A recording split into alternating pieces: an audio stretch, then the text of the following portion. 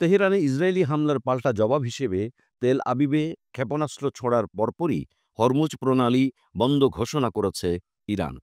দেশটির সশস্ত্র বাহিনী রোববার তাদের অফিসিয়াল এক্স অ্যাকাউন্টে দেওয়া এক বিবৃতিতে জানায়, পরবর্তী নির্দেশ না দেওয়া পর্যন্ত হরমুজ প্রণালী দিয়ে কোনো জাহাজ চলাচল করতে পারবে না।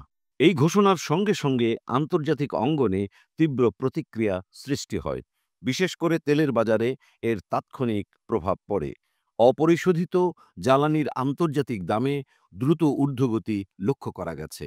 বিশ্লেষকরা বলছেন, হরমুজ প্রণালী হল বিশ্বের অন্যতম গুরুত্বপূর্ণ এবং স্পর্শকাতর একটি জলপথ। এটি পারস্য উপসাগরকে ওমান উপসাগরের সঙ্গে সংযুক্ত করে এবং ইরান ও ওমানের মাঝখানে অবস্থিত।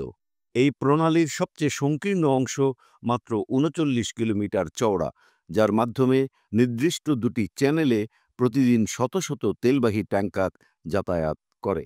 আন্তর্জাতিক তথ্য অনুসারে বিশ্বজুড়ে সমুদ্রপথে পরিবাহিত তেলের প্রায় ২০% হরমুজ প্রণালী হয়ে যায়, যা বৈশ্বিক জ্বালানি সরবরাহ ব্যবস্থার জন্য অত্যন্ত গুরুত্বপূর্ণ। ফলে এর সাময়িক অচলাবস্থা বিশ্ব অর্থনীতিতে বড় ধরনের ধাক্কা দিতে পারে বলে আশঙ্কা করছেন অর্থনীতিবিদরা। দীর্ঘদিন ধরে ইরান এই প্রণালীকে তাদের কৌশলগত দৃষ্টিকোণ থেকে ব্যবহার করে আসছে। বিভিন্ন সময়ে পশ্চিমা নিষেধাজ্ঞা, অর্থনৈতিক চাপ কিংবা সামরিক হুমকির প্রেক্ষিতে তারা হরমুজ প্রণালী বন্ধ করার হুমকি দিয়েছে। এবার সেই হুমকি বাস্তবে রূপ নিল। এদিকে যুক্তরাষ্ট্র এবং এর মিত্র দেশগুলো বহুদিন ধরেই এই প্রণালীর নিরাপত্তা নিশ্চিত করতে নৌবাহিনী মোতায়েন করে রেখেছে।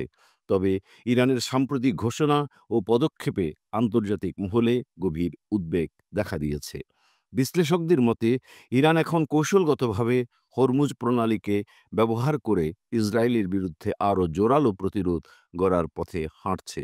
এই পদক্ষেপ শুধু মধ্যপ্রাচ্যের ভূ রাজনীতি নয়, বরং বৈশ্বিক জ্বালানি নিরাপত্তাকেই চ্যালেঞ্জের মুখে ফেলতে পারে।